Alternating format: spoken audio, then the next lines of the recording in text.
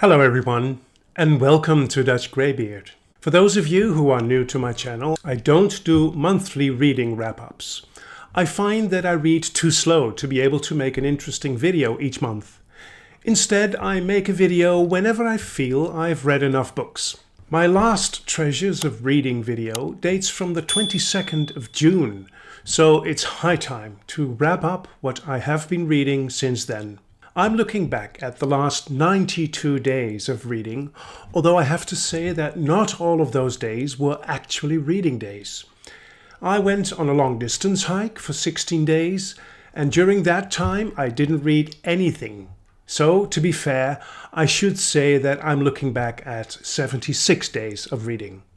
Not that it really matters. From June 20 until September 20, I have read 10 books, and I DNF'd 1.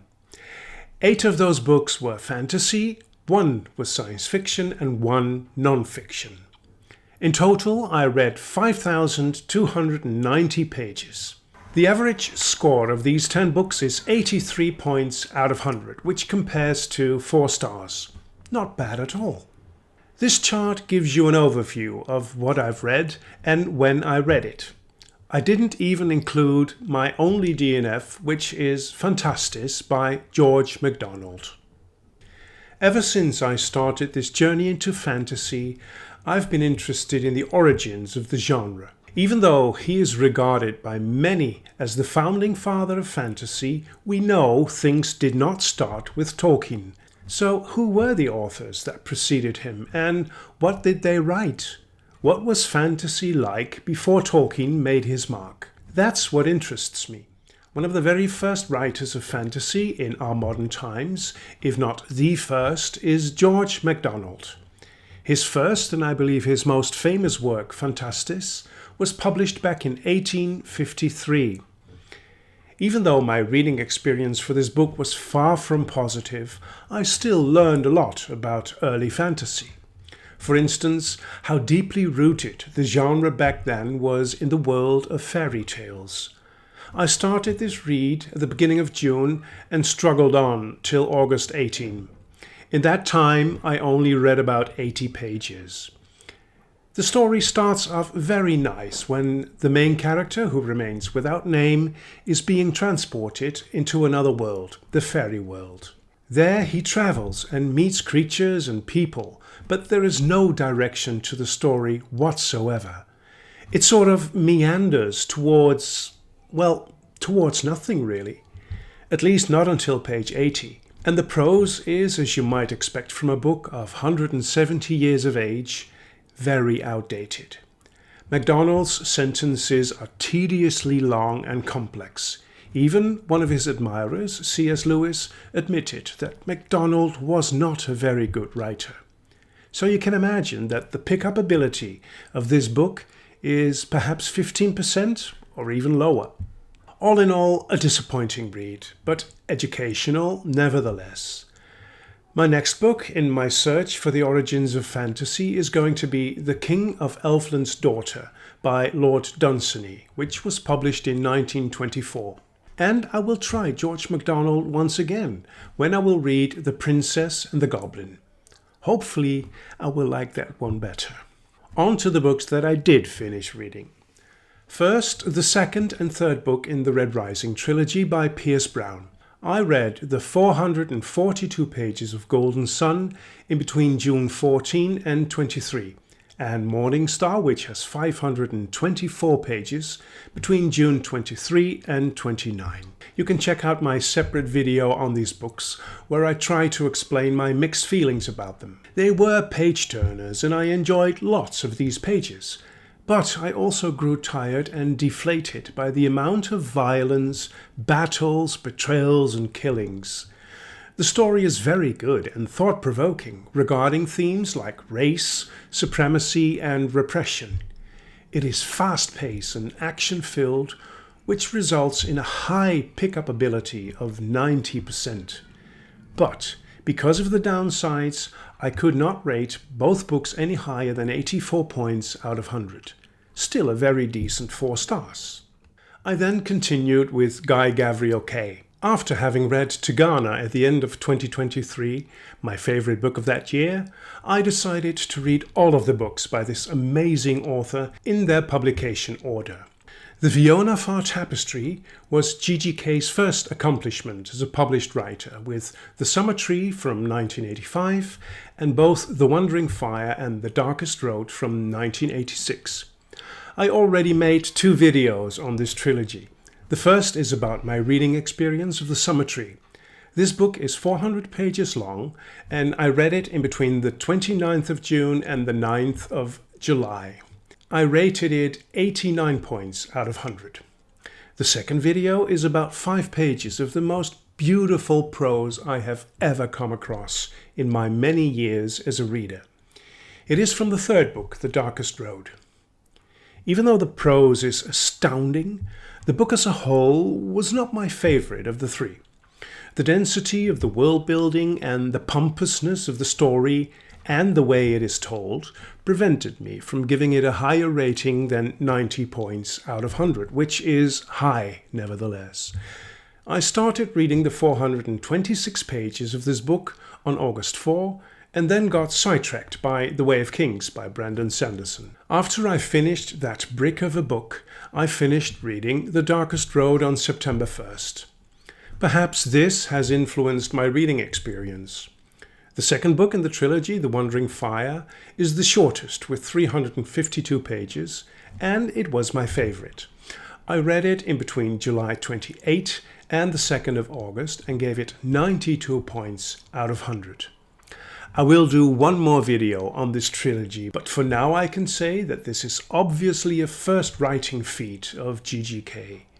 Don't get me wrong, it is amazing and extremely intricate in its world building. The character development is done very well. Still, the pick-up ability factor was not very high. My urge to pick up this book dampened a little as I progressed. The first book had a pick-up ability of 75%. The second was a bit higher, with 80%, but the third was the toughest in that respect, with 70%. Gavriel K is often referred to as an author's writer, which I can relate to. His first trilogy is a little rough around the edges. It is as if GGK is trying very hard to prove his craftsmanship. This he does with flying colours, but it makes this read a little bumpy and heavy at times. But if anything, the Fionavar Tapestry has strengthened my resolve to read his entire backlog, and of course his new upcoming novel, Written on the Dark. On a whim, I then picked up a short novel by Isaac Asimov, Fantastic Voyage. This small book with 186 pages has been sitting on my shelves for 4 years, and because of my Stormlight Archive plans, reading 1 book each month, I wanted a short and easy read for balance. And that is exactly what this was. I read it in between August 5 and 8. The story is not originally by Asimov, but he novelized it. It is about this crazy medical intervention where a bunch of people are miniaturized with the submarine vessel they're in. Being reduced to microscopic size, they are then injected into the bloodstream of an important person who has a blood clot in his brain which threatens to kill him. I suppose it is inevitable that the reader gets a lot of medical terms thrown at him, but for me all this technicality was a bit too much. It was published in 1966, and the prose has suffered a little bit from old age. Still, the adventure is entertaining and exciting, and I enjoyed reading it. I gave it 73 points out of 100. Then, on August 6, I started my Stormlight Archive adventure with book number 1 in this series, The Way of Kings. As mentioned, I plan on reading one of the 4 Stormlight Archive books that have so far been published each month. That way I'm freshly and completely prepared when book 5, Wind and Truth, comes out coming December. I believe that I've said all I have to say about this amazing reading experience in my vlog. It took me 16 days from August 6 to August 22 to read the 1258 pages. As we speak, I have just started reading the second book, Words of Radiance. I didn't want to read this sequel during my vacation to Norway from September 3 till September 17. Again, I want to record my experiences in a vlog, and I want to give it my full and undivided attention. That would not have worked while being overwhelmed by Norway's nature. So upon my return, I started this read. The first book in the series has a very high pickup ability of 95%. You really want to continue reading. I rate it, The Way of Kings, 97 points out of 100, a true 5-star. And as someone in the comments mentioned, I may just have to up my rating system beyond 100 points, because Words of Radiance is regarded by many as the best fantasy book ever written. I loved this first book, and although I'm left with many questions, I have no doubt all will be answered in good Sander Lange fashion.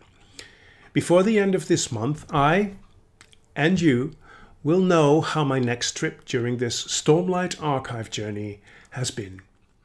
During my time in Norway, I read 2 books. One was the third book in Terry Pratchett's Discworld, Equal Rights. This book was recommended to me by several Discworld fans as one of the best in the beginning of this huge series. It is my 7th book by Terry Pratchett, and so far it has been hit and miss for me. Although I can appreciate the theme of equality between men and women the author takes on in this book, I'm afraid that this was a huge disappointment for me. The story starts off great, where an old wizard passes on his magical powers to the just-born 8th son of a father who also was an 8th son. Just after the ritual has finished and the old wizard has died, we learn that the presumed son is a daughter. This triggers a sequence of events with at the center the perceived fact that a woman cannot become a wizard, just as a man cannot become a witch. The battle of the sexes, in a way. The girl Escarina, or Esk, teams up with the witch Granny Weatherwax to find her way into the unseen university where wizards are educated. The characters of Esk, Esmeralda Weatherwax, the Arch-Chancellor of the Wizards, Q-Tangle, and some of the side characters are all very well portrayed, but the story itself is boring and seems to be going nowhere for the majority of the 285 pages. It was mainly about Esk and Granny Weatherwax trying to find their way to Ankh-Morpork, the city where the unseen university is located, and then trying to find their way into the university itself. In between these mildly entertaining happenings, Esk and Granny lose each other at times, while Esk learns about her magical abilities. She is a natural in wielding magic, but becoming a wizard remains forbidden to her. Also, the humor in this book flew way over my head. Many times I realized Pratchett was making a joke, but for the life of me I could not make heads or tails of it. I will probably anger die-hard Discworld fans saying this, but I liked about 50 pages of this book, while the rest of it was boring to me, annoying, inimitable, but mostly simply not interesting. This is my honest reading experience. I really wish I could tell you something more enthusiastic. Maybe the disappointment was so huge because of the high expectations I had going into this read. Most of the time, I spent 6 days with it, I wondered why I had to read this. Why I am so persistent in reading the Discworld. I know the answer to that. I will keep on reading Terry Pratchett because so many people are lyrical about his books. And I truly hope that I will feel the magic of Terry Pratchett's world as well. I have no doubt about his technical skills as a writer, but so far his storytelling has not really convinced me yet. With 44 points out of 100, Equal Rights has scored the lowest of the 7 Discworld novels I've read so far. My average Discworld score is 67 points out of 100, which is a meager 3.5 stars. And again I ask myself, am I the right reader for these books? We'll see what the future will bring. My next try is going to be Mort, the fourth book in the series. Also, in Norway, I read the only non-fiction book on this list. I returned to Neil Donald Walsh, of whom I had only read the 4 books Conversations with God, an Uncommon Dialogue. I knew he had written several other books, but was not aware that a couple of them were also dialogues with God. As soon as that dawned on me, I instantly bought 5 more books of this writer, and I now have started reading them in their publication order. Friendship with God was published in 1999 after the first 3 Conversation with God books. I flew through the 437 pages in 7 days. Like with Walsh's other books, I was amazed at the depth and profoundness of some of the statements. Not all of it is at this extremely high level, but that is fine, otherwise it would be too overwhelming. Thankfully, there is also room for humour and banter, because joy is held in high esteem by God.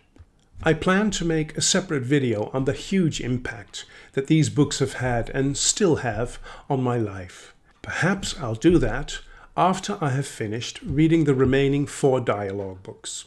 For now, let me just quote one small paragraph to give you an impression of the kind of wisdom in this book. Have intentions, but don't have expectations, and certainly don't have requirements. Do not become addicted to a particular result. Do not even prefer one. Elevate your addictions to preferences and your preferences to acceptances. The secret of life is not to have everything you want, but to want everything you have. I gave Friendship with God 92 points out of 100, and I cannot wait to continue reading the other books by this author on my shelves. The final book in this wrap-up is Duncton Found by William Horwood, which I listened to on audio. This is the 3rd and final book in the Duncton Chronicles, the series that I first read when I was a youngster.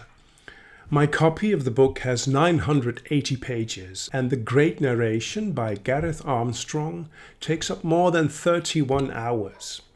It took me extremely long to finish this book in audio format because I only listen while doing the dishes. Occasionally I listened while driving, but that is not my ideal way of listening to a book. Anyway, I started this read on February 24 and finished it on September 20. So during about 7 months in total, I sporadically listened to the turbulent adventures of the moles of Duncton and other systems. I will do a separate video on this closing volume in this extraordinary trilogy, but for now I can say that it did not quite live up to my memory of it. Even though I enjoyed it immensely, the highlights as I remember them did not impact me as much as when I read the book for the first time. I also found that too many pages were dragging the story somewhat. Nevertheless, this was a wonderful experience, and I'm very glad I invested many listening hours in reliving this love of my childhood. I rated Duncton Found with 90 points out of 100. On a side note, I keep on wondering if audio is for me. The thing is that I'm not used to listen to audio while just sitting. My options are limited because I cannot listen to audio and do something else that really requires my attention. Even listening while making a hike doesn't work for me. My concentration is broken very easily. I now have about 7 books left in my audio library, and my next listen will be Tolkien, starting with The Hobbit and then The Lord of the Rings, narrated by Andy Serkis. Hopefully that will go faster than these Duncton books. I read the Tolkien books several times in the past, so it will be another reread. After that, I have some books that I will be listening to for the first time. See how that goes. So, these are the 10 books I have read in the last 92 days. I believe that the next episode of Treasures of Reading won't be as long in the making as this one has. My eagerness to read is still unabatedly huge, but I will not promise anything to you nor to myself. Numbers are not important. The pleasure in reading is all that matters. Thank you very much for watching this video. Until we meet again at Dutch Greybeard.